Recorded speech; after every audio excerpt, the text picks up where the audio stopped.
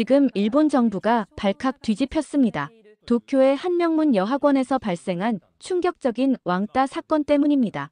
왕따의 이유는 상상조차 할 수 없었는데요.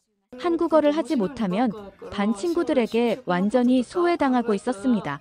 저는 매일 밤 한국어 공부하느라 밤을 샙니다. 안 그러면 친구들이랑 대화를 할 수 없어요. 한 학교에서 시작된 일본의 한글 광풍. 이젠 전국을 휩쓸면서 정부가 비상사태를 선포했습니다. 도대체 일본에선 지금 무슨 일이 벌어지고 있는 걸까요? 일본을 완전히 뒤바꾼 한글 혁명의 충격적인 진실. 지금 바로 시작합니다. 그 전에 잠깐 1초 만에 누를 수 있는 좋아요 버튼을 꾹 눌러주시면 영상 제작에 아주 큰 힘이 됩니다. 저는 쿠로사와 미유입니다. 17살이죠. 명문 고등학교인 도쿄세이란 여자 고등학교에 다니고 있어요. 겉으로 보기엔 집안도 성적도 모든 게 완벽했습니다. 친구들은 저를 부러운 눈으로 바라봤고 선생님들은 자랑스러운 학생이라며 칭찬을 아끼지 않으셨죠. 하지만 정작 저는 매일 공허함에 질식할 것 같았어요.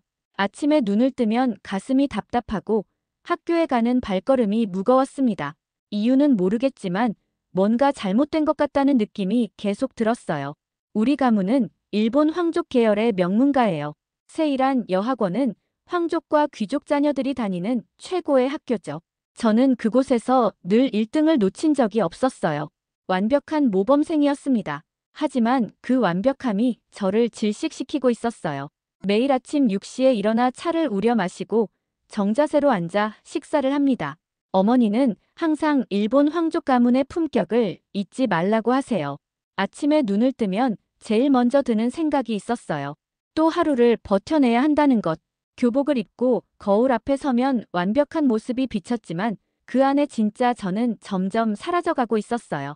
특히 학생 휴게실에서 친구들이 모여 떠들 때면 더욱 그랬죠. 어느 날도 그랬어요.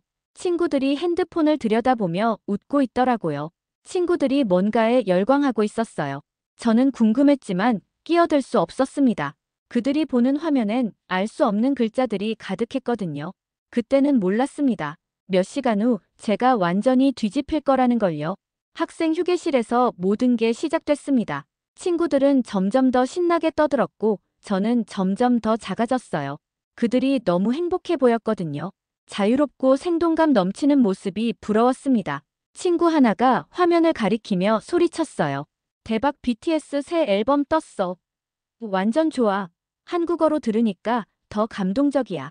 나도 한국어 더 열심히 배워야겠어. 요즘 우리 반에서 한국어 공부하는 애들 진짜 많아졌지? 저번에 한글 쓰기 대회도 있었잖아. 그중 한 친구가 저를 보며 말했어요. 미유는 역시 이런 거 관심 없지? 클래식한 거만 좋아하니까. 듣고 있던 저는 속으로 생각했어요. 뭐지? 왜 저급한 한국 문화에 저렇게 열광하지? 대중음악 따위에 한글 같은 단순한 문자까지 배우면서 그것도 이 명문학교에서 이해할 수 없었어요. 세이란 여학원처럼 품격 있는 곳에서 왜 저런 천박한 것들에 빠져 있는 걸까요? 우리가 배워온 일본의 전통과 교양, 한자와 히라가아나의 깊이는 어디 갔을까요? 하지만 그 말이 마음에 박혔어요. 클래식하다는 게 칭찬일까요? 괜히 지는 느낌도 들고 뭔가 시대에 뒤떨어진 재미없는 애라는 생각이 들었어요. 저는 이번엔 용기를 내서 물어봤습니다. 그게 뭔데 그렇게 재미있냐고요? 친구들이 눈을 반짝였어요. 저는 괜히 아는 척했어요. 지민이는 랩이 특기 아니냐고 말이죠. 친구들이 이상한 표정을 지었습니다. 지민이는 보컬이고 랩 담당은 다른 사람이었습니다.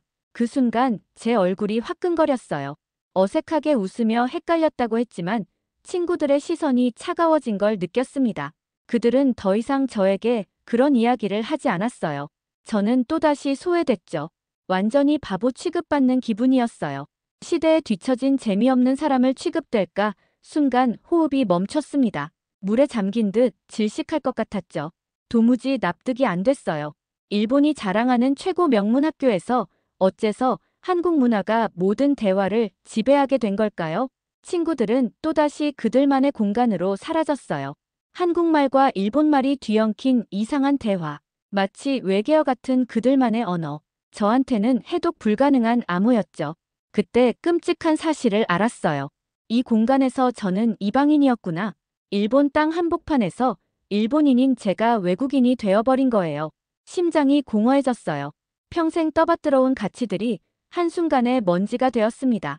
차 문화, 붓글씨, 고전 시각, 모든 것이 친구들한테는 그저 낡은 것에 불과했죠. 언제부터 이런 변화가 시작됐을까요? 저 혼자만 시간이 멈춰 있었던 건가요? 그런데 정말 견딜 수 없었던 건 다른 거였어요. 친구들 얼굴에 스며든 그 빛나는 즐거움. 저는 단 한 번도 그런 표정을 해본 적이 없었거든요. 대체 무엇이 그들을 저렇게 들뜨게 만드는 걸까요? 그 환희와 열정이 너무 부러웠어요. 귀가길에 발이 돌덩이처럼 무거웠습니다. 완벽하다고 여겼던 삶에 커다란 틈이 벌어졌거든요. 그런데 묘했어요. 왜 저는 친구들을 질투했을까요? 왜 그들 무리에 끼고 싶었을까요? 밤새 뒤척였어요.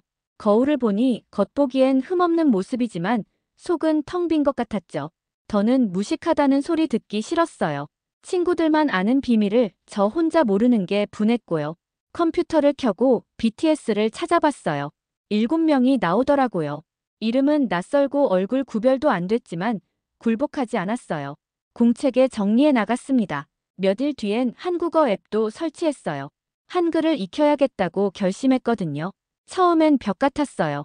자음과 모음이 합쳐지는 원리가 신비로웠죠. 일본어와는 전혀 다른 구조였거든요. 혼잣말로 연습했어요. 어머니께 들키면 안 되니까 방문을 단단히 잠그고 공부했죠. 그런데 신기하게도 흥미로웠어요. 체계적이고 논리적인 문자 구조에 서서히 매료되었거든요. 한글 학습을 시작한 지 한 주 정도 지나니 깨달았어요. 이 글자는 정말 똑똑하게 설계됐구나. 발음과 표기가 일치하고 결합 규칙도 수학적이었어요. 일본어보다 훨씬 논리적이더라고요. 한국어를 처음 제대로 읽어냈을 때 새로운 세계의 문이 열린 기분이었어요. 친구들이 머물던 그 공간에 한 걸음씩 다가가고 있다는 실감이 났죠. 하지만 전혀 예상 못했어요. 이 작은 관심이 제 전체 인생을 뒤흔들어 놓을 거라는 걸요. 한글을 조금씩 읽을 수 있게 되자 용기가 생겼어요. BTS의 뮤직비디오를 처음 봤을 때 충격이었습니다. 처음엔 시끄럽다고 생각했거든요. 하지만 자꾸 보게 되더라고요. 뭔가 끌리는 게 있었어요. 가사를 해석해보기 시작했어요. 사전을 찾아가며 한 단어씩 의미를 파악했죠.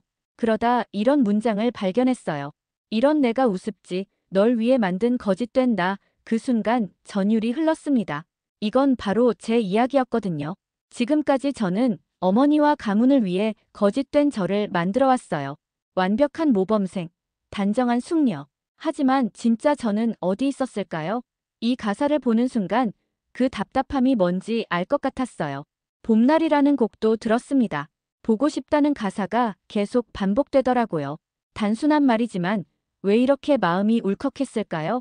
저도 모르게 눈물이 났어요. 지금까지 감정을 억누르며 살아왔다는 걸 그때 깨달았습니다. 이들의 가사는 제 감정을 대변해주는 것 같았어요. 솔직하고 강한 감정 표현에 충격받았죠. 저는 왜 이렇게 표현하지 못했을까요? 왜 항상 참고 숨기고 살았을까요? 이 음악을 들으면서 처음으로 제 마음을 들여다봤어요. 학교에서 친구들이 BTS 이야기를 할 때 저도 끼어들었습니다. 이번엔 진짜로 알고 있었거든요. 멤버들의 이름도 그들의 음악도요. 친구들이 놀라워했어요. 미유가 언제 이런 걸 알게 됐냐고요. 저는 솔직하게 말했어요. 감정을 숨기지 않고 표현하는 게 좋았다고요. 이런 음악을 들으면서 제 마음도 조금씩 열리는 것 같다고요. 친구들도 감동했다고 하더라고요. 처음 보는 제 모습이라면서요. 그날부터 저는 달라졌어요. 친구들과 진심으로 공감할 수 있게 됐죠. BTS의 음악은 단순한 노래가 아니었어요. 감정을 표현하는 방법을 가르쳐주는 선생님 같았습니다. 억압됐던 제 마음이 조금씩 풀리기 시작했어요. 예술이 이런 거구나 싶었어요. 사람의 마음을 움직이고 변화시키는 힘. 지금까지 고전 음악만 들어왔는데 이런 음악도 있다는 걸 알게 됐죠. 더 궁금해졌어요. 이 사람들은 어떤 마음으로 이런 가사를 썼을까요? 어느 날 저녁 방에서 BTS 영상을 보고 있는데 어머니가 갑자기 들어오셨어요. 문을 두드리지도 않고 불쑥 들어오셔서 제 노트북 화면을 보셨습니다. 그 순간 얼굴이 굳어지시더라고요. 천박한 것들 보지 말라고 하셨어요. 그런 것들이 우리 가문에 어울리지 않는다면서요. 저는 처음으로 어머니께 반항했습니다. 그건 천박하지 않다고, 자존감과 독립을 노래한다고 외쳤어요. 제 목소리가 떨렸지만 멈출 수 없었어요. 어머니는 실망하셨어요. 그런 말을 하는 제가 낯설다고 하시면서 대화를 거부하셨죠. 저는 눈물을 흘리며 방문을 닫았어요. 하지만 포기하지 않았습니다. 오히려 더 확고해졌어요. 그날 밤 저는 결심했습니다. 한국어 말하기 대회에 참가해서 제 진심을 증명하겠다고요. 이 음악이 얼마나 아름다운지, 한글이 얼마나 과학적인지 모든 사람 앞에서 말하고 싶었어요. 다음 날 담임 선생님께 찾아가서 참가 의사를 밝혔습니다. 선생님은 의외라고 하시면서도 응원해 주셨어요. 그리고 어머니께도 정면으로 대회 참가를 말씀드렸어요. 어머니는 화를 내셨어요.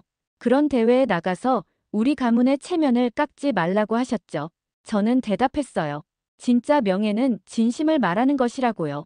거짓된 모습으로 사는 게 명예는 아니라고요. 그날부터 집안 분위기가 얼어붙었어요. 어머니와 저는 거의 말을 하지 않았죠. 하지만 저는 굽히지 않았습니다. 연설문을 준비하기 시작했어요. 매일 밤 거울 앞에서 연습했습니다. 어떻게 하면 제 마음을 전달할 수 있을까요? 한글의 아름다움과 BTS 음악의 감동을 어떻게 표현할까요? 수십 번 연습했지만 만족스럽지 않았어요. 하지만 포기하지 않았습니다. 이번만큼은 진짜 제 모습을 보여주고 싶었거든요. 더 이상 어머니가 원하는 모습이 아니라 제가 원하는 모습으로 살고 싶었어요. 그게 진정한 용기라고 생각했습니다. 어머니는 왜 한국을 이렇게 싫어하실까? 그 의문이 계속 머릿속을 맴돌았어요. 한국어 말하기 대회 준비를 하면서도 어머니의 차가운 반응이 이해되지 않았습니다. 단순한 문화적 차이를 넘어선 뭔가 깊은 거부감이 느껴졌거든요. 어느 날 오후 연설문을 준비하다가 참고할 자료가 필요해서 어머니 서재에 들어갔어요. 일본 전통 문화에 관한 책을 찾고 있었는데 책장 뒤편에서 낡은 일기장이 눈에 띄었습니다. 어머니가 30년 전 쓰신 젊은 시절 일기였어요. 호기심에 이끌려 펼쳐봤습니다. 일본 경제가 전성기를 누리던 시절의 자부심이 가득했어요. 그때는 일본이 아시아의 중심이었고 세계 경제를 이끌어간다고 생각했나 봐요. 한국은 그저 우리보다 못 사는 나라 정도로 여겨졌던 것 같았어요. 일기 곳곳에는 당시의 우월감이 고스란히 드러나 있었습니다. 일본 문화가 세계 최고라는 확신, 다른 아시아 국가들을 내려다보는 시선, 특히 한국에 대해서는 경제적으로나 문화적으로나 일본을 따라올 수 없는 나라라고 적혀 있었어요. 그런데 최근 페이지로 갈수록 분위기가 달라졌어요. 한류에 대한 언급이 나오기 시작했거든요. 처음엔 일시적인 유행이라고 무시하던 어머니가 점점 불안해하는 모습이 보였어요. 우리보다 못 살았던 나라가 갑자기 세계 문화를 주도하고 있다는 현실을 받아들이기 어려워하셨던 거죠. 한 페이지에는 이런 글이 적혀 있었어요. 도대체 이해할 수 없다. 우리가 그들을 가르쳐 준 것도 많은데 어떻게 그들이 우리를 앞서갈 수 있단 말인가. 젊은이들이 한국 문화에 열광하는 모습을 보면 배신감마저 든다. 또 다른 페이지에는 더 솔직한 감정이 드러나 있었어요. 한국이 우리를 추월했다는 걸 인정하기 싫다. 분명 일시적인 현상일 것이다. 우리의 전통과 품격은 그들이 흉내낼 수 있는 게 아니다. 어머니의 자존심과 두려움이 그대로 느껴졌어요. 일기를 읽으면서 어머니의 마음을 알 것 같았어요. 평생 우월하다고 믿어온 자신들이 뒤처지고 있다는 현실, 그 충격과 혼란, 그리고 인정하고 싶지 않은 마음. 어머니의 한국에 대한 거부감은 단순한 문화적 편견이 아니라 깊은 두려움에서 나온 것이었어요. 그 순간 저는 깨달았습니다. 어머니와 싸우는 게 아니라 이해시켜야 한다고요. 단순히 반박만 할 게 아니라 어머니의 상처받은 자존심을 달래고 진실을 보여드려야 한다고요. 일기를 다시 제자리에 두고 연설문을 수정했어요. 어머니의 마음도 고려해서 말이죠. 한국 문화를 배우는 것이 일본을 부정하는 게 아니라는 걸 보여드리고 싶었어요. 오히려 서로 배우고 성장할 수 있다는 걸 말이에요. 그날 밤 어머니의 방 앞에서 한참 서성였어요. 노크를 하고 싶었지만 용기가 나지 않았죠. 결국 그냥 돌아왔어요. 하지만 마음은 정해졌어요. 대회에서 어머니의 상처받은 마음도 치유할 수 있는 연설을 하겠다고요. 한국어 말하기 대회 당일이 됐어요. 수백 명의 관객 앞에 서니 다리가 떨렸습니다. 어머니도 뒤쪽에 앉아 계셨어요. 표정이 굳어 있으셨지만 오셔서 다행이었죠. 마이크를 잡고 심호흡을 했어요. 지금까지 준비한 모든 것을 쏟아내야 했어요. 떨리는 목소리로 시작했습니다. 안녕하세요. 저는 쿠로사와 미유입니다. 솔직히 말씀드리면 몇 달 전까지만 해도 저는 BTS가 누군지 몰랐어요. 한글이 뭔지도 제대로 몰랐고요. 친구들이 한국 이야기를 할 때마다 저만 소외됐었거든요. 관객들이 조용해졌어요. 저는 계속했습니다. 처음엔 정말 창피했어요. 완벽한 줄 알았던 제가 이렇게 무지할 줄이야. 그래서 억지로 공부하기 시작했거든요. 친구들과 어울리고 싶어서요. 그런데 한글을 배우면서 정말 놀랐어요. 어머니의 얼굴을 봤어요. 조금씩 표정이 부드러워지고 있었어요. 한글은 정말 신기했어요. 세종대왕이 백성들을 위해 만든 문자라고 하잖아요. 누구나 쉽게 배울 수 있도록. 이게 얼마나 대단한 일인지 아세요? 어려운 한자 대신 모든 사람이 글을 읽고 쓸 수 있게 해주신 거예요. 목소리가 떨렸지만 멈추지 않았어요. 그리고 BTS 음악을 들으면서 알게 됐어요. 제가 얼마나 감정을 숨기며 살았는지를. 그들의 가사 한 줄 한 줄이 제 마음을 건드렸거든요. 관객들이 집중해서 들어주고 있었어요. 저는 지금까지 완벽한 척, 모범생인 척 살아왔어요. 하지만 진짜 제 모습은 어디 있었을까요? 한국 문화를 통해서야 진짜 저를 찾을 수 있었어요. 감정을 표현하는 법을, 솔직하게 사는 법을 배웠거든요. 어머니를 향해 말했어요. 어머니, 저는 일본 전통을 버린 게 아니에요. 오히려 더 소중하게 생각하게 됐어요. 한국 문화와 일본 문화가 서로 다르지만 모두 아름답다는 걸 알았거든요. 국경이 중요한 게 아니라 마음이 중요한 것 같아요. 마지막에 한국어로 말했어요. 감사합니다. 새로운 세상을 보여주셔서, 진짜 제 모습을 찾게 해주셔서, 한국어를 배우면서 저는 더 자유로워졌어요. 더 솔직해졌고요. 이게 바로 언어의 힘, 문화의 힘인 것 같아요. 박수가 터져 나왔어요. 1등을 받았죠. 하지만 상보다 더 소중한 걸 얻었어요. 어머니가 눈물을 흘리시며 박수를 치고 계셨거든요. 그 모습을 보는 순간 저도 울컥했어요. 드디어 제 진심이 전달됐구나 싶었죠. 집에 돌아와서 어머니가 조용히 차를 우려주셨어요. 평소와 다른 분위기였어요. 마주 앉아서 처음으로 진짜 대화를 나눴습니다. 어머니가 먼저 말씀하셨어요. 오늘 연설을 들으며 많은 걸 생각했다고요. 제가 변한 게 아니라 원래 모습을 찾은 거라고 하셨어요. 그동안 억누르고 살았던 저를 이해한다고요. 어머니도 젊은 시절 그런 적이 있었다면서요. 하지만 그때는 그럴 용기가 없었다고 하셨죠. 저는 BTS 가사를 보여드렸어요. 어머니가 그 가사를 읽으시더니 고전시 같다고 하셨어요. 깊은 철학이 담겨 있다면서요. 그날부터 어머니와 함께 공부하기 시작했어요. 어머니는 한글을 배우시고 저는 전통 문학을 다시 배우기로 했죠. 서로의 세계를 이해하려고 노력했어요. 어머니가 한글을 배우시는 모습이 신기했어요. 처음엔 어려워하셨지만 점점 재미있어 하셨거든요. 과학적인 문자 체계에 감탄하시더라고요. 저와 똑같은 반응이었어요. 매일 저녁 함께 공부하는 시간이 좋았어요. 어머니와 이렇게 깊은 대화를 나눈 건 처음이었거든요. 서로를 이해하려고 노력하니 마음이 가까워졌어요. 어머니가 BTS 가사를 해석해 주실 때가 제일 좋았어요. 문학적 소양으로 가사를 분석하시는 모습이 멋있었거든요. 저도 어머니께 한국 문화를 설명해 드렸고요. 서로 선생님이 되어 배우는 기분이었어요. 지금 우리는 완전히 달라진 관계가 됐어요. 매일 저녁 한글과 고전 문학을 함께 공부하고 있습니다. 어머니는 한국어를 배우시고 저는 일본 전통 문학을 배우고 있어요. 서로의 세계를 존중하게 됐죠. 어머니가 BTS 영상을 보시며 철학적 해석을 해주실 때가 있어요. 이 가사는 정말 아름답다고, 나도 이들의 철학이 궁금해진다고 하세요. 그럴 때면 저도 뿌듯해요. 제가 좋아하는 걸 어머니도 인정해 주시니까요. 저도 어머니께 전통의 소중함을 배우고 있어요. 그래서 이 음악이 그냥 음악이 아니라고 생각하게 됐어요. 전통과 현대가 만나면 더 아름다운 걸 만들 수 있다는 걸 깨달았죠. 친구들도 제 변화에 놀라워해요. 전보다 훨씬 밝아졌다고 하거든요. 자신감도 생겼고 진심을 표현하는 것도 자연스러워졌어요. BTS 음악을 듣기 시작한 게 제 인생을 바꿔놓았어요. 학교에서도 인기가 많아졌어요. 전통과 현대를 모두 아는 학생이라고 해서요. 한국 문화도 설명해주고 일본 전통도 알려주고 있어요. 문화의 다리 역할을 하는 기분이에요. 어머니와 함께 BTS 콘서트 영상을 보기도 해요. 처음엔 시끄럽다고 하셨지만 지금은 감동하세요. 이렇게 많은 사람이 하나가 되는 모습이 아름답다고 하시거든요. 한글 공부도 계속하고 있어요. 이제는 가사 해석도 혼자 할 수 있게 됐어요. 어머니와 함께 가사 분석하는 시간이 제일 좋아요.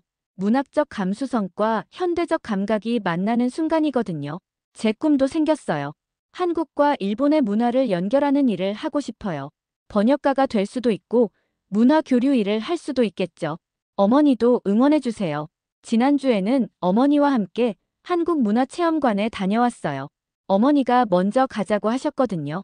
한복도 입어보시고 한국 전통차도 드셨어요. 그 모습을 보며 정말 많이 변하셨다고 생각했죠. 돌아오는 길에 어머니가 말씀하셨어요. 문화에는 경계가 없다고요. 아름다운 건 어디서 왔든 아름답다고요. 그 말씀을 들으며 가슴이 뭉클했어요. 이제는 정말 서로를 이해하게 됐구나 싶었거든요. 요즘 저는 한국어 실력도 많이 늘었어요. BTS 가사를 번역해서 어머니께 보여드리면 감탄하세요. 이런 깊은 메시지가 담겨 있었냐고 하시면서요. 음악이 국경을 넘나든다는 말이 이런 뜻이었구나 싶어요. 친구들은 저를 보며 말해요. 자신을 찾은 것 같다고요. 맞아요. 저는 진짜 저를 찾았어요. 전통을 버린 게 아니라 새로운 것과 조화를 이룬 거죠. 이게 진정한 성장이라고 생각해요. 가끔 처음 BTS를 몰랐던 때를 생각해봐요. 그때 저는 정말 답답했거든요. 하지만 그 무지함이 있었기에 지금의 저가 될 수 있었어요.